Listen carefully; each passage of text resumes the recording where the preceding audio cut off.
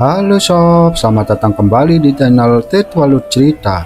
Masih bersama saya Punco akan menjelaskan alur cerita film yang berjudul Copper Skin and the Iron Bones of Siyu. Dan teman-teman yang suka dengan konten Tetu Alur Cerita ini, jangan sampai lupa untuk subscribe dan nyalakan lonceng notifikasinya agar kalian tidak akan ketinggalan dengan video terbarunya. Bagaimana kisah Siyu selengkapnya? Mari kita bahas alur ceritanya. Di awal film diperlihatkan seluruh murid Shaolin sedang berlatih kungfu. Sang kepala biksu mengadakan ujian terakhir seperti PTS untuk muridnya yang dianggap layak mendapatkan predikat sebagai pendekar kungfu Shaolin, dan salah satunya adalah Siyu. Pemuda ini berhadapan dengan boneka manusia kayu dan dia adalah bernama Siyu. Siyu mengeluarkan jurus energi tembaga tubuhnya yang menjadilah sangatlah kuat. Bagaikan kulit badak yang bukan kaleng-kalengan, pukulan bertubi-tubi dari boneka kayu itu tidak berhasil menjatuhkannya, mungkin seperti digigit semut. Giliran Siyu yang melakukan pembalasan dengan mudahnya, ia menjatuhkan satu persatu lawannya itu dengan seperti menjatuhkan boneka kertas. Siyu merasa sudah menang, namun ternyata boneka kayu itu kembali bangkit dan bersatu menjadi robot kayu raksasa yang sangatlah besar. Siyu sempat terpental karena tendangannya yang begitu dahsyat. Dia menarik kawat pengendali robot kayu yang dikendalikan oleh para biksu, dan hasilnya Siyu pun dinyatakan lolos ujian dan para biksu pun memberikannya selamat. Singkat cerita, Siyu diperbolehkan pulang ke rumahnya untuk berkumpul kembali bersama dengan ibunya. Shin berpindah ke kantor dinas pengadilan daerah yang dipimpin oleh Lord Edo, dan dia ditugaskan oleh pejabat Lord Wu untuk menutupi jejak kejahatan mereka. Pejabat desa yang bernama Jiang diinterogasi karena telah menghilangkan buku kas daerah yang berisi buku catatan korupsi yang telah mereka lakukan. Pelaku diduga adalah bawahan Jenderal Jiang Chengguan dari Guangzhou yang merasa dijebak oleh Lord Wu, dan kini untuk menutupi kejahatannya, Jiang dihabisi anak buahnya sendiri. Sesampainya di situ, seluruh keluarganya pun dibunuh dengan sangatlah kejam, kecuali anak laki-lakinya yang bernama Jiang Wenguan belum juga ditemukan olehnya. Shin berpindah ke pasar tradisional layaknya pasar pada umumnya yang ramai. Seorang pedagang ikan bernama Lai Sai dikejutkan dengan kemunculan sahabatnya yang tidak lain adalah teman Siyu semasa kecilnya.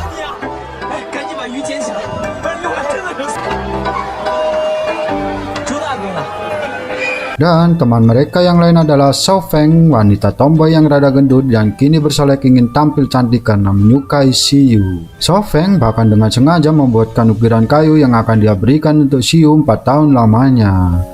Begitulah cinta penderitaan akan dipaksakan. Mereka berpisah karena Siyu menjalani latihan kungfu di Shaolin. Siyu waktu itu meminta sahabatnya ini jangan memberitahukan kepada ibunya kalau dia telah pulang dari Shaolin. Di malam harinya, Lai mengajak Siyu untuk menyaksikan pertunjukan lampion yang waktu itu bertepatan dengan dirinya pulang. Sementara itu, Jiang dikejar oleh anak buahnya Lord Edo yang bernama Tu Henshu, si manusia setengah monster. Saat akan dihabisi, Siyu yang melihat kejadian tersebut, alhasil dia berusaha mencegahnya agar tidak terjadi pembunuhan, dan perkelahian pun terjadi. Bahkan Siyu tidak segan-segan untuk mengejar dan melemparkan seutas tali untuk mengejar manusia monster itu.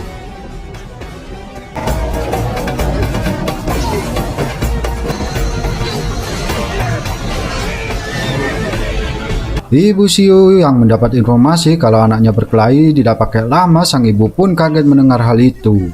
Padahal jadwalnya baru esok hari dia akan pulang dari Shaolin. Tak tanggung-tanggung, dinding yang begitu tebal dia tabrak untuk menghentikan Tu Henshu seperti menabrak dinding kertas.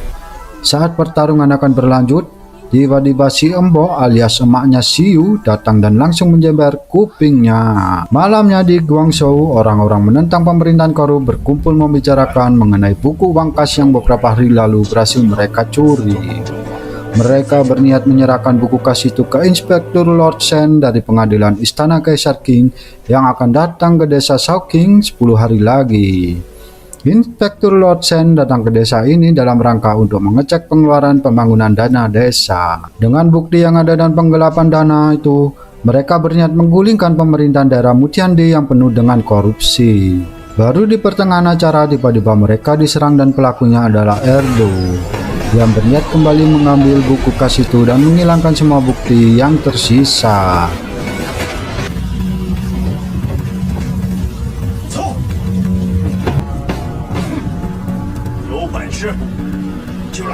Mereka yang masih selamat lalu bertarung melawan Tuhan Shu, si manusia monster, dan seorang mereka dibawa hidup-hidup untuk dijadikan tawanan.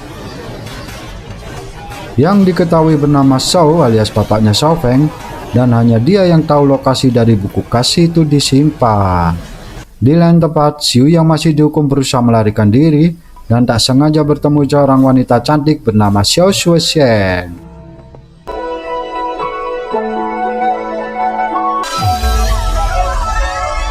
Mereka pun berkenalan dan berinteraksi dengan baik.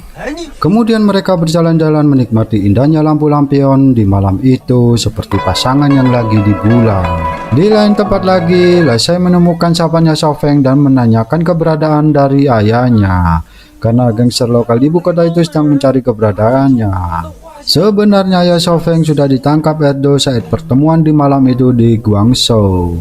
Shao Feng kemudian meminta Lai Sai untuk meninggalkannya dan ia membuka kotak kayu yang berisi buku kas daerah. Sebelum kepergiannya, ayah Shao Feng meminta untuk menyerahkan buku kas itu kepada Lord Shen, pejabat pemerintahan yang jujur dan akan segera tiba beberapa hari lagi. Di keesokan harinya, Xiu dan Xiao pergi ke rumah Shao Feng, namun Lai Sai mengatakan bahwa Shao Feng menghilang setelah semalam ia mengatakan bahwa gangster lokal mencari ayahnya. Xiu pun menyimpulkan bahwa Shao Feng ditangkap oleh gangster lokal yaitu gangster Lei.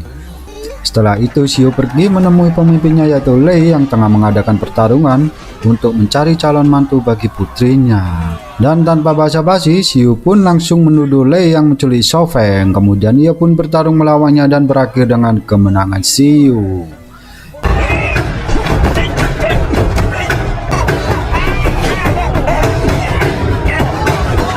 Lei tampaknya senang karena mendapati calon mantu, sementara Xiu pun masih syok mengetahui kebenarannya.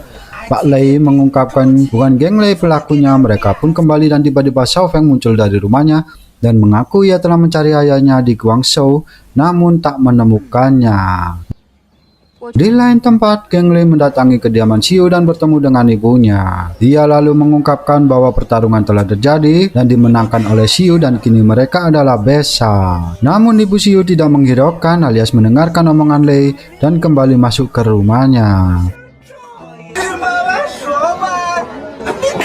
Malamnya, secara kebetulan geng Lei bertemu dengan Xiu yang sedang berjalan asik bersama dengan Xiao Shen. Kebetulan lagi Xiao Shen adalah putri Lei dan hal ini semakin membuat Lei semakin senang seperti mendapatkan sebuah angka ramalan.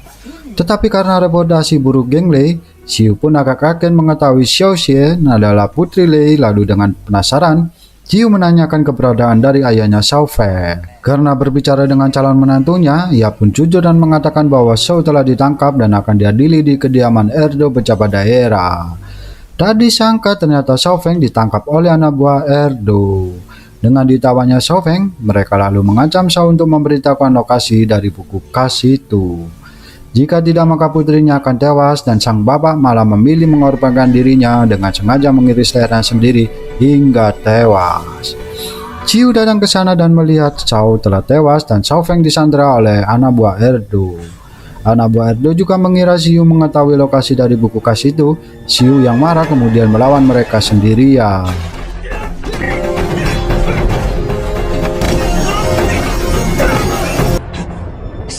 Xiu berhasil mengusirnya, namun Shao Feng masih disandera. Ketika ini sampai di telinga Erdo dan membuatnya sangat kesal alias dongkol. Ia lalu memerintahkan Tu Hemo alias bapaknya Tu Henshu dan Tu Henshu untuk membunuh Xiu karena dianggap sebagai ancaman. Di rumahnya Xiu mendapat surat untuk mengembalikan buku kas itu. Xiu yang tak tahu apa-apa mengenai buku kas tersebut memutuskan untuk pergi sendiri dan memberitahu kebenarannya. Dia melempar buku kosong kepada bawahan Erdo sehingga membuatnya kesal. Lalu, Tu Henshu bertarung melawan Xiu.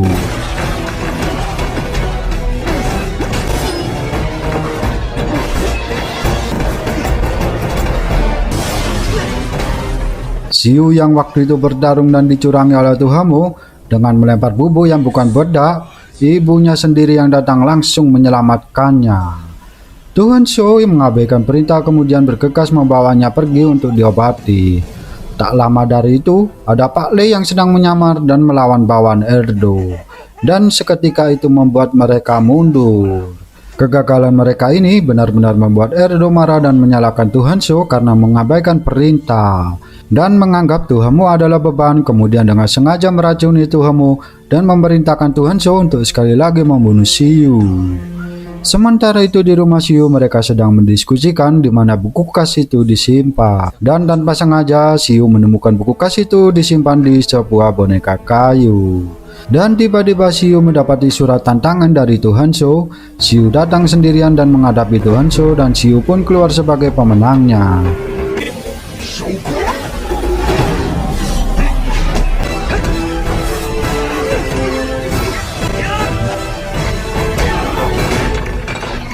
Xiu lalu menasihati Tuhan Shou untuk berhenti menjadi orang jahat dan meminta untuk membawa ayahnya kembali untuk pergi meninggalkan Erdo. Tuhan Shou tersadar dengan keburukannya. Ia lalu pulang ke rumah dan berniat mengajak ayahnya pergi dan meninggalkan masalah yang ada. Namun Tuhan Shou menemukan bahwa ayahnya telah tewas meminum racun. Besoknya Xiu kembali ke rumah dan menemukan bahwa Lesai pergi ke kediaman Erdo sendirian. Di sana Lesai berniat menukarkan buku kas yang selama ini Erdo cari dengan Shao Feng. Namun Shao Feng menolak dan beruntungnya Xiu datang mengagalkannya. Karena Erdo terus mengancam Shao Feng, mau tak mau Xiu harus menurutinya. Tetapi digagalkan kembali oleh Lei dan ibunya yang juga datang ke sana. Sebuah pertarungan pun terjadi.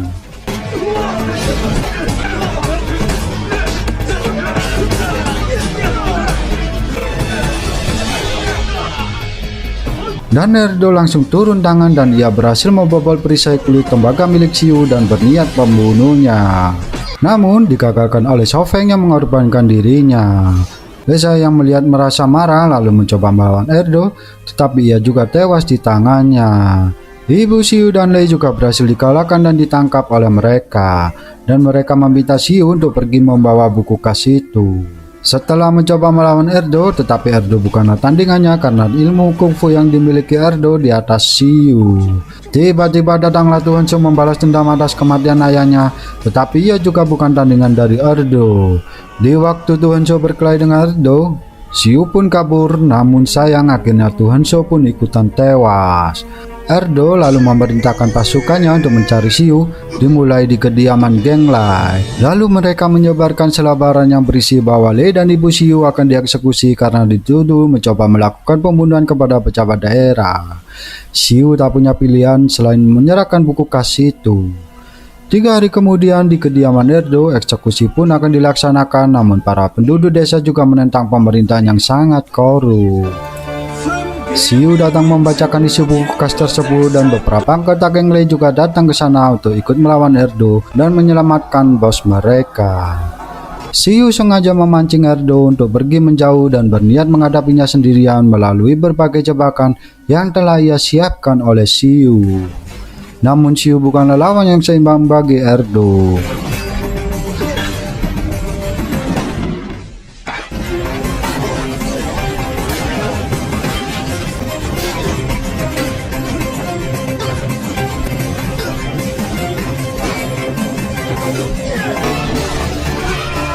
Akan tetapi Xiu tak menyerah. Demikian rupa Xiu pun membuka jebakan yang lain dan kali ini berhasil melukai Erdo. Lalu Xiu pun langsung memukulinya dengan membabi buta tanpa ada titik koma. Sementara itu geng Lei juga berhasil mengalahkan semua bawahan Erdo. Di saat bersamaan pasukan pengadilan kaisar datang bersama dengan Lord Chen. Xiu pun kembali ke area eksekusi dan membawa Erdo yang sudah diikat olehnya.